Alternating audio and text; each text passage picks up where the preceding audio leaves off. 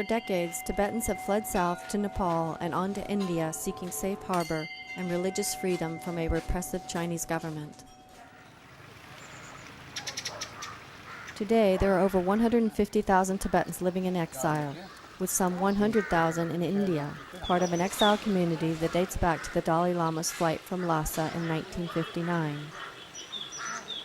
One of those who left his homeland is writer Lobsang Chatka. Lobsang Chatka fled Tibet for India in the hope of meeting the Dalai Lama and the chance for a better education. I was born in Ngaba, in Tibet. When I was 7 years old, I entered to the monastery, which is Kirti Monastery in Ngaba town. Journalists have not been allowed to visit Kirti Monastery since the uprising of 2009, when a monk immolated himself, calling for religious freedom and the return of the Dalai Lama. However, in 2014, the Los Angeles Times obtained a rare glimpse of life at the monastery, where Lobsang studied Buddhism amongst the 2,000 other monks.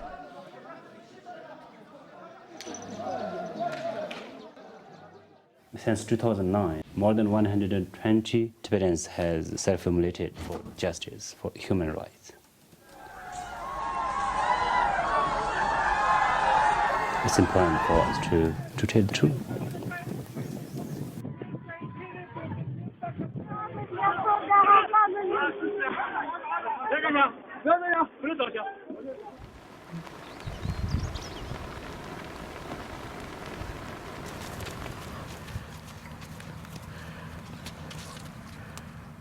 Another reason for dissatisfaction among Tibetans has been the westward growth of the Chinese economy, the influx of Han Chinese who have taken many local jobs, and also the lack of freedom to travel, threatening their traditional nomadic way of life, including farming and raising animals.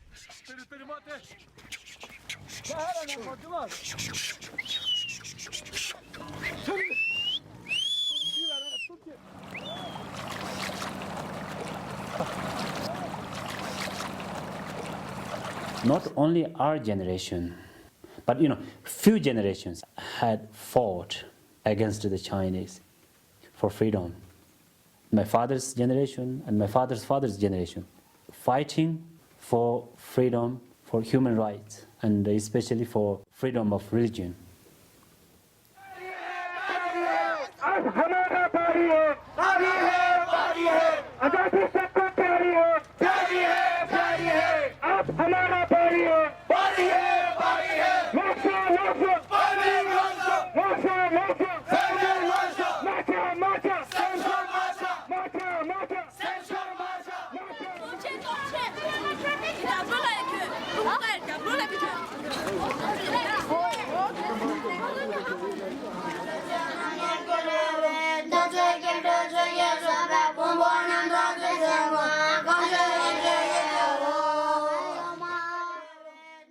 In Dharamsala, India, the residence of the Dalai Lama since 1959, Tibetans can study and worship freely. However, over the past few years, the number of new arrivals has decreased dramatically as the result of heightened security on the Chinese-Nepal border, a waypoint to India. Now, more and more Tibetans are thinking of returning home, where the Chinese economy offers greater opportunity.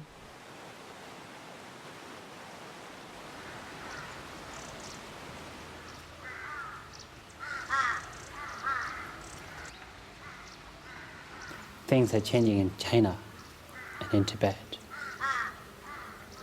I think it's the time, both Chinese and Tibetans, to solve Tibetan issue in a peace way, in non-violence way. We're losing everything, actually. We're losing our identities. Cannot study very well their own language, Tibetan Buddhist culture. The holiness, the Dalai Lama, is everything to us. At the age of 80, the Dalai Lama continues to be the face of the Tibetan people, traveling worldwide to promote the cause of religious freedom and Tibetan autonomy. Many people believe that without his presence, the fight will be lost. He's the only key could solve the Tibetan issue.